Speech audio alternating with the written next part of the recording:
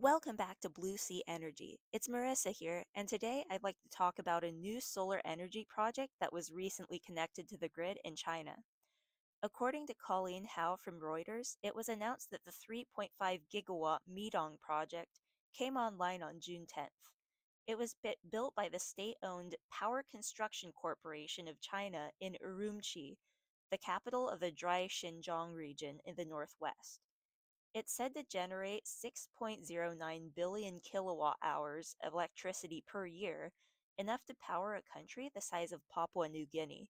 It also surpasses two older solar projects to take the title of largest in the world, and both those projects are in, you guessed it, China. There's two sides to this story, in my opinion. On one hand, it's good that people around the world are taking leadership of building new energy capacity to hasten the energy transition and slow climate change.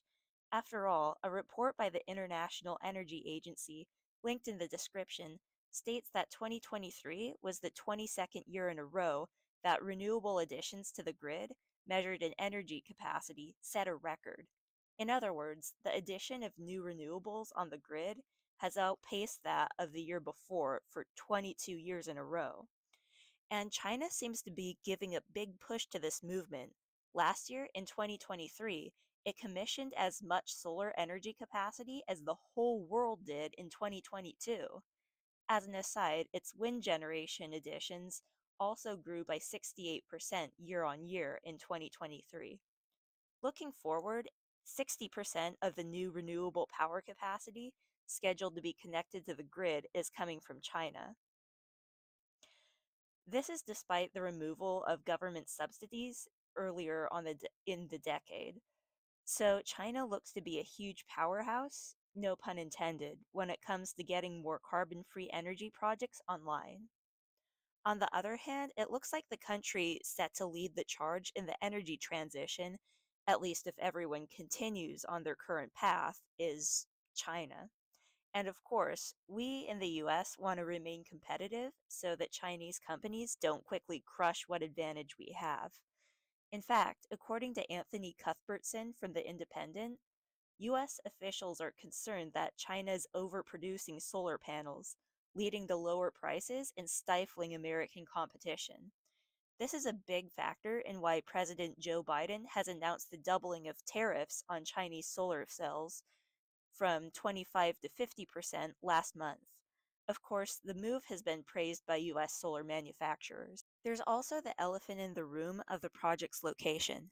The Xinjiang Autonomous Region is home to the Uyghurs, an ethnic minority, and recently the subject of Chinese companies using them for forced labor has come up, especially to build solar panel components, according to a 2021 article by William Allen Reinsch and Sean Arietta Kenna from the Center of International and Strategic Studies.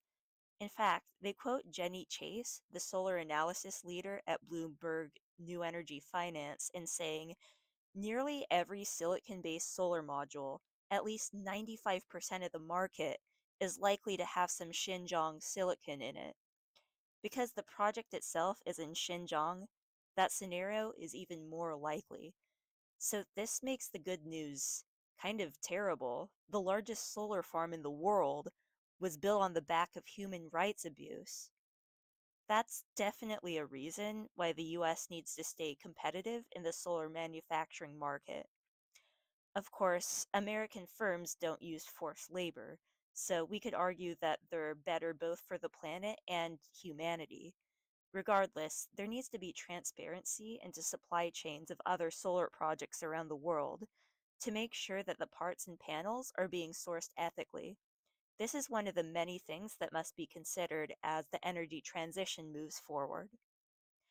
Thank you for watching this video, and another thank you to my subscribers. If you'd like to subscribe, please click that button below the video or the Blue Sea Energy logo on the lower right. Plus, if you'd like to watch my video about a startup that's working on tech for rooftop wind power, you can find it on the lower left or in my videos on my channel. Thank you, and through all the challenges, stay positive.